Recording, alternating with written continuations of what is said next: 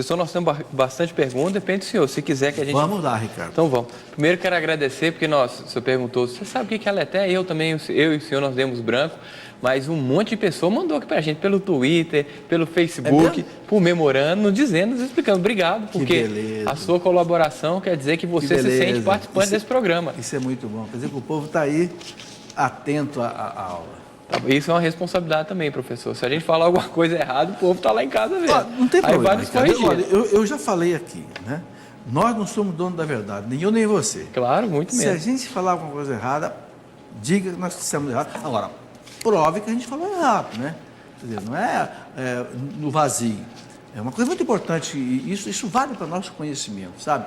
Quem acusa alguma coisa tem o ônus da prova, entendeu? Se eu disser, Ricardo, você está fazendo isso assim, assim, prova. Agora, se eu não provar, ele não tem obrigação de responder, entendeu? O que se afirma gratuitamente, se nega gratuitamente. Agora, se você disser, não, olha, você falou isso, está errado, porque no catecismo da igreja está dizendo o contrário. Aí eu vou chegar aqui e vou dizer para você, me desculpe. Apaga o que eu disse, vamos ficar com... Entendeu como é que é? Aí você provou. Então, eu estou dizendo isso porque lá na sua escola, você vai escutar muita acusação contra a igreja sem prova. Então, guarda essa estratégia. A primeira coisa, quando alguém disser assim, não, porque o Papa tal, no ano tal, disse assim, assim, assim. Professor, por favor, qual é a fonte histórica que está aí? Qual é o documento de onde o senhor tirou isso? Entendeu? Ou o senhor ouviu o galo cantar e não sabe aonde? Vamos pedir prova, vamos pedir documento, vamos pedir fonte. É assim que se faz ciência com seriedade. Antes de entrar, então, até na revelação divina da Dei Verbo, tem aqui, ó, a Andréia perguntou, por que a Igreja Católica insiste em ter a revelação, segundo ela, fora da palavra? Exemplo, aparições, purgatórios, santos, indulgência, e ela completa. Por que a Igreja Católica não vive só pela palavra do próprio Deus? Porque a Igreja Católica não é a Igreja Protestante. Essa é a resposta. A Igreja Protestante, Lutero, que era católico, que seguia o Papa, o magistério, que seguia a Bíblia, que seguia a tradição da Igreja, rompeu com tudo isso e resolveu ficar só com a Bíblia, sola Escritura. E pior ainda, como ele jogou fora a tradição e jogou fora o magistério, ou seja, a tradição que gerou a Bíblia e o magistério que interpreta a Bíblia, quem é que ele colocou no lugar da tradição e no lugar do magistério? Ele colocou eu. Eu agora interpreto o livre exame da fé. Eu leio, o Espírito Santo me inspira e eu interpreto. O que aconteceu? 20 mil denominações diferentes. Claro, cada cabeça é uma sentença. São Raimundo dizia, já lá no século XVI, que só aquela frase do Evangelho, isto é o meu corpo, tinha mais de 200 interpretações diferentes aqui. Para a igreja tinha uma interpretação só. Isto é o meu corpo? É o meu corpo, é o corpo de Cristo aqui, acabou. Agora, quando você tira o magistério que interpreta, aí você fica no ar. Entende? Então, a igreja não se baseia só na Bíblia. Por quê? Porque quem é que fez a Bíblia? Quem é que montou a Bíblia? Quem é que disse que esses 72 livros aqui são inspirados pelo Espírito Santo? Quem? A igreja. Por que a igreja tirou daqui 50, 60 apócrifos?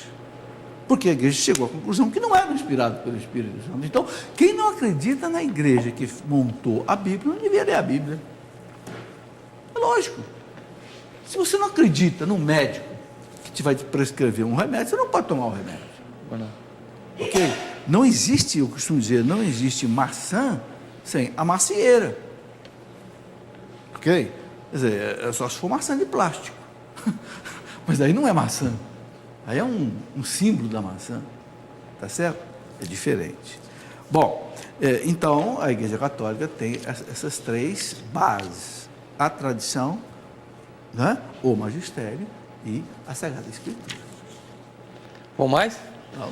O Lenilton Kowalski, de Ponta Grossa, ele está dizendo o seguinte, que lá na diocese dele, ele não tem uma formação catequética doutrinária. Então ele, com um grupo de leigos, decidiu estudar um pouco mais o catecismo. Beleza. E ele falando assim, professor, olha, eu acho que eu erro, porque eu não consigo fazer a correta interpretação.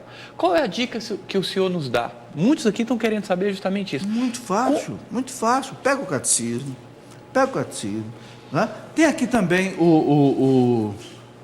né? Yucat, que é o quê? É um catecismo para jovens, mais facilitado, mais, eu diria assim, mais explicado, entendeu?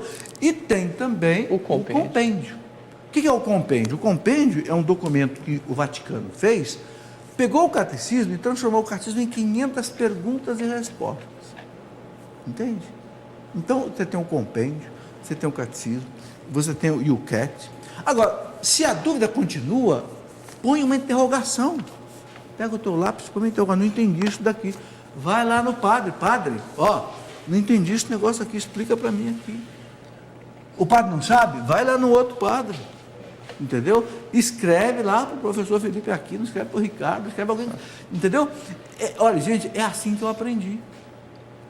Um dia eu fui conversar com um padre, Ricardo, com a minha Bíblia. O padre falou assim: peraí, a sua Bíblia é uma Bíblia ou é um caderno de anotações? Porque a minha Bíblia estava cheia de interrogação, porque eu não entendia. Cada padre que eu encontrava, que eu percebia que era um padre preparado, eu enchia de perguntas. Padre, olha, isso daqui, agora padre, isso daqui, agora padre, isso daqui. Você acaba aprendendo, né? Tá certo? Então, procura. Procura, vai atrás, entende? Não deixa a dúvida sem resolver, tá certo? Que você vai ver que você vai aprender muita coisa. Eu sempre falo aqui, né? A pesquisa, ela gera conhecimento. O catecismo da igreja, ele tem uma fonte de referência maravilhosa, né, enorme. Por exemplo, olha, aqui já está no quadro, aqui eu vou aproveitar para falar disso aqui. Isso aqui eu vou falar semana que vem. A revelação, como é que Deus se revela? Documento do Concílio Vaticano II, Dei Verbum. Dei Verbum quer dizer a palavra de Deus. Este documento do Concílio Vaticano II, ele explica o que é a Sagrada Escritura, a Sagrada Tradição e o Sagrado Magistério. Então a aula da semana que vem vai ser em cima disso daqui. Por que a igreja não se apoia só na Bíblia? Porque a Bíblia foi feita por alguém. Como dizia o padre Paulo um dia aqui, a Bíblia não caiu do céu com zíper e tudo. Não, a Bíblia foi sendo montada. 1 livro, 2 livros, 3 livros, 4 livros, até que chegou em 73. Quem é que montou? E qual foi a autoridade que disse isso aqui é inspirado pelo Espírito Santo? Isso aqui não é apócrifo. Quem é essa autoridade? O magistério da igreja, a tradição da igreja. É por isso que a Bíblia não fica de pé sem o magistério e sem a tradição, porque são as fontes que geraram, entende? Esse livro, ou essa biblioteca que nós chamamos de Bíblia. Você sabe que a palavra Bíblia quer dizer, vem de biblos, é uma coleção de livros, né? Ok, vamos lá, Ricardo. Tem mais, professor. Vamos lá. A Bárbara da Silva está querendo saber o seguinte: já que o senhor está falando de fé, né? Explique um pouquinho para a gente sobre o ateísmo prático. O Papa Bento XVI tem dito o seguinte, que muita gente vive como se Deus não existisse, né? O Papa João Paulo II também dizia isso.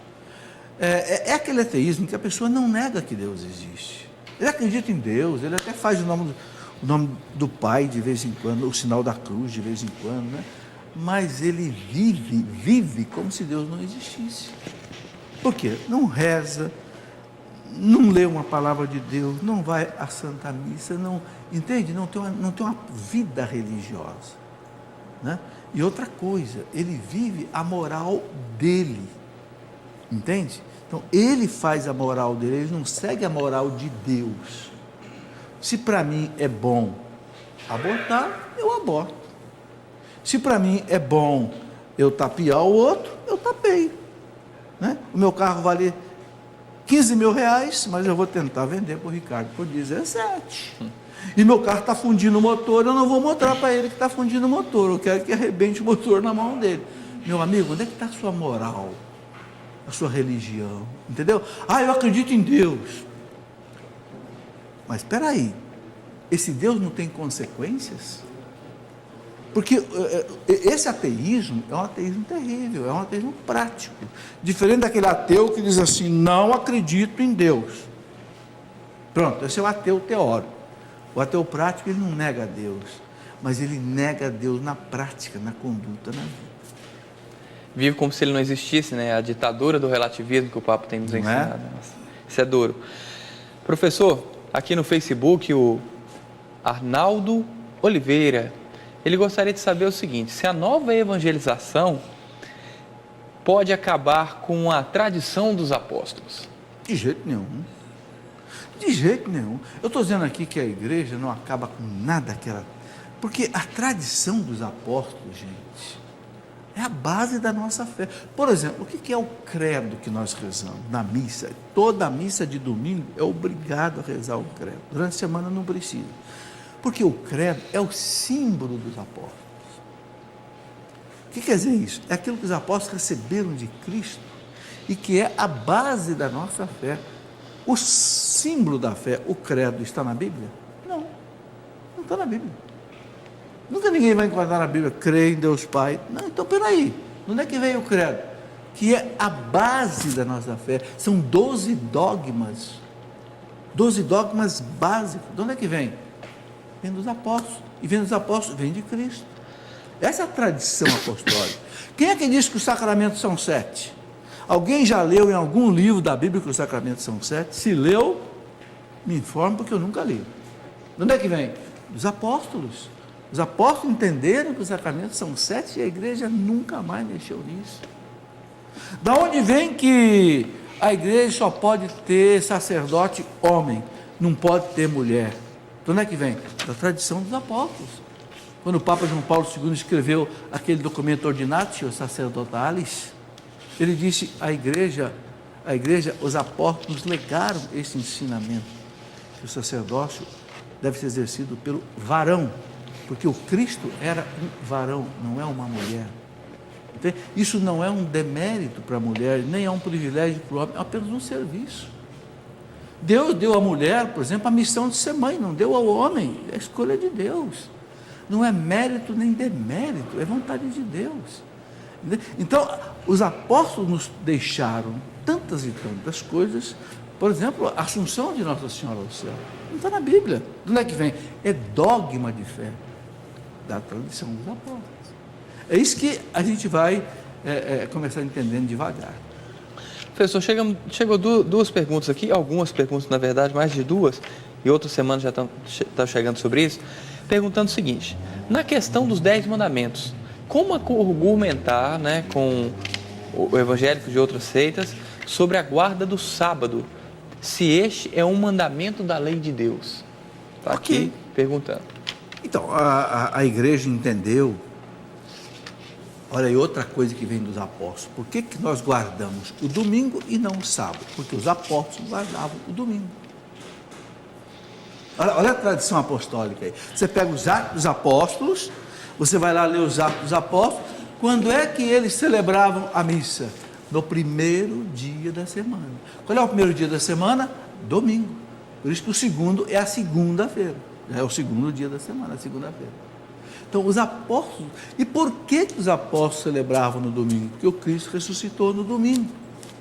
E aí, o que a teologia entendeu? O domingo é o primeiro dia da nova criação. Da criação que o Cristo resgatou com a sua morte e ressurreição.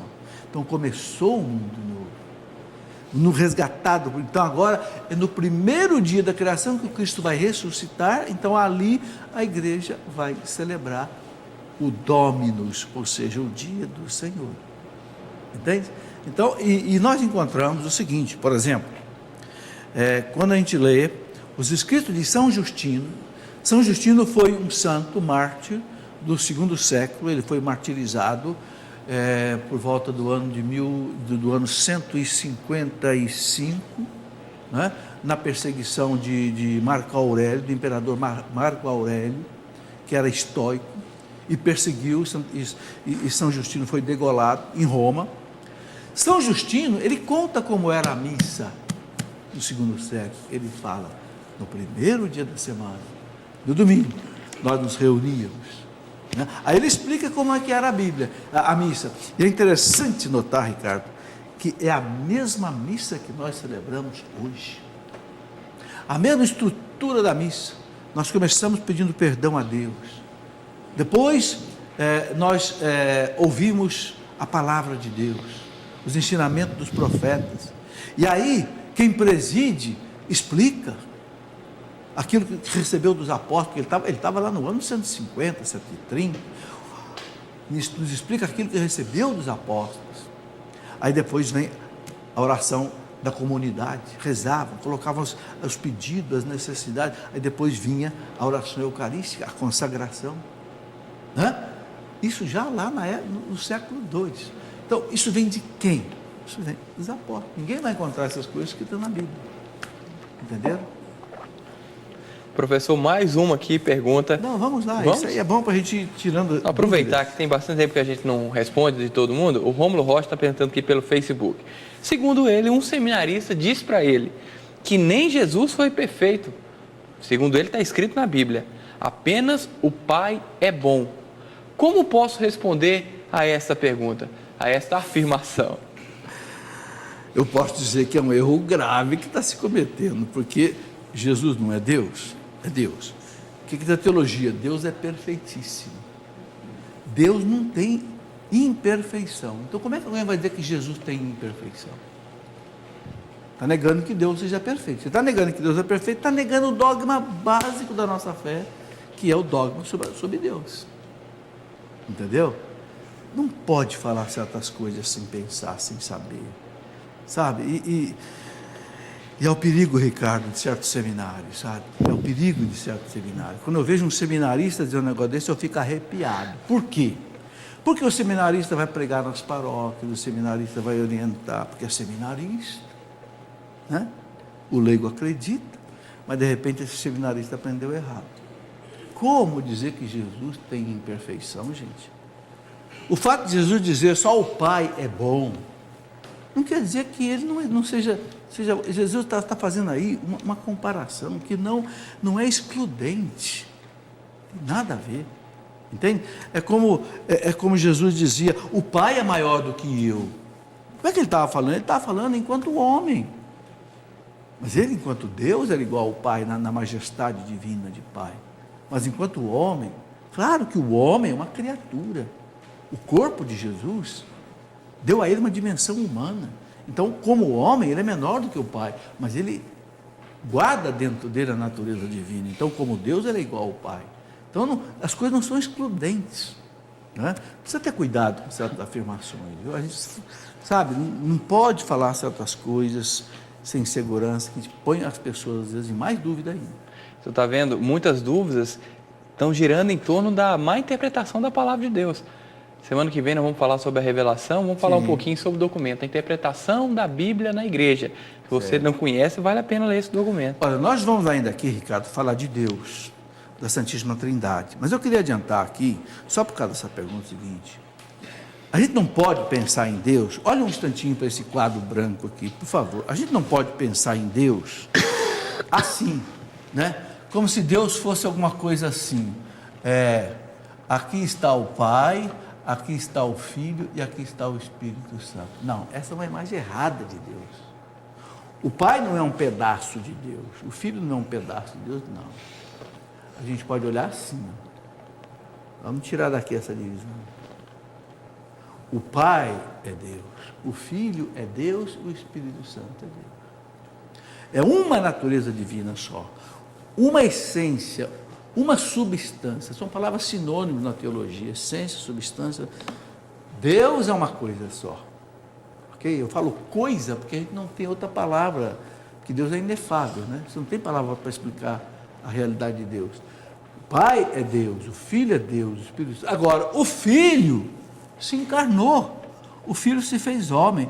Quando o Filho se fez homem, o Filho juntou nele, além da natureza divina que o Filho já tinha, o Filho juntou a natureza humana. Então, não é porque Jesus se fez homem, tem uma natureza humana, que ele perdeu a natureza divina. Não. Na natureza divina ele continua igual ao Pai, o Filho e o Espírito Santo em tudo. igual majestade, diz a igreja, né? Mas ele assumiu uma natureza humana diferente para poder nos salvar, porque senão ele não poderia ter nos salvado, né? Então Deus, é muito sério falar de Deus, porque Deus é infinito, né? É isso aí. Bom, mais um, professor? Vamos, claro. Beleza. Lucas Dutra está perguntando aqui pelo Twitter. Professor, qual é, ou se existe, a diferença entre liberdade e livre-arbítrio? E se nós temos a liberdade para pecar ou livre-arbítrio para pecar? Olha, cara, essa pergunta seria melhor se fosse respondida por um filósofo. Eu não fiz filosofia. Mas, para mim, na minha filosofia prática, o que é filosofia prática? A filosofia prática é aquilo que eu aprendi assim, en passant, como diz o francês, né? De ler alguma coisa. Na minha filosofia prática, livre-arbítrio é a mesma coisa que liberdade. Agora, pode ser que na filosofia exista uma distinção.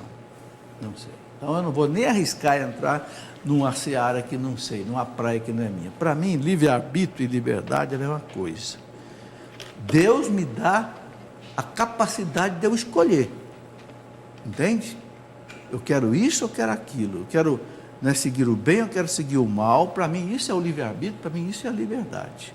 Ambos iluminados pela inteligência e fortalecidos pela vontade. Você fez filosofia, né? Fiz. E aí? E isso. Agora? Não, o ponto de vista que eu tenho também é isso mesmo. Agostinho ensina justamente sobre a Mesma teoria do livre-arbítrio, a liberdade, a capacidade que tem de alguém fazer a decisões redundante, mas livre de fazer a sua escolha. Agora, claro, pode ser que tenha algum doutor, algum outro pensamento filosófico, que o cara aprofundou mais sobre o mistério da liberdade. Concordo. Eu aproveito aqui, Ricardo, para dizer o seguinte: a liberdade, ou livre-arbítrio, não sei como queiram chamar, é o dom por excelência que Deus nos deu. Santo Agostinho dizia que está acima da inteligência, acima da memória, por quê? Porque o que nos faz imagem e semelhança de Deus é a liberdade. Por isso que Deus não toca na nossa liberdade, né? Se eu quiser olhar para Deus e disser, não vos servirei, como disseram os anjos maus, Deus vai aceitar. Por quê? Porque se Ele me segurar na marra e disser, você vai me amar na marra, Ele tira a minha liberdade, então eu deixo de ser imagem e semelhança dEle. Aí eu viro um robô. Aí está a explicação, gente, de por que existe o sofrimento no mundo. Por que existe o pecado no mundo? Os jovens perguntam angustiados assim, mas se Deus sabia que o pecado ia entrar no mundo e o salário do pecado é a morte, o sofrimento, por que Deus deixou o pecado entrar no mundo? Porque Deus respeita a liberdade do homem. Se não respeitar, o homem não é homem, vira robô, vira marionete, vira um teleguiado. Esta é a coisa sutil, entende?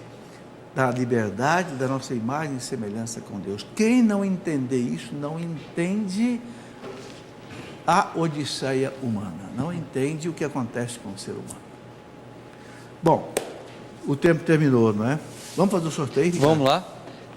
Hoje, como nós falamos no começo do programa, aquele primeiro que ligasse, se tornasse sócio pelo débito automático e ganhar esses 2 brindes, né? Que é o coletânea de pregações católico de verdades e também o Novo Testamento e Salmos, a tradução da CNBB. Quem ganhou foi o Denis Carvalho, da cidade de Carvalhópolis, Minas Gerais.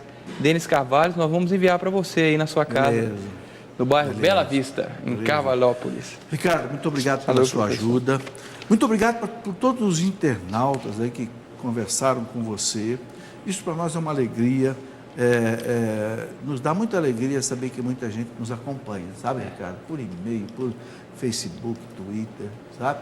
Eu não dou conta de atender toda essa demanda. Graças a Deus. Melhor assim.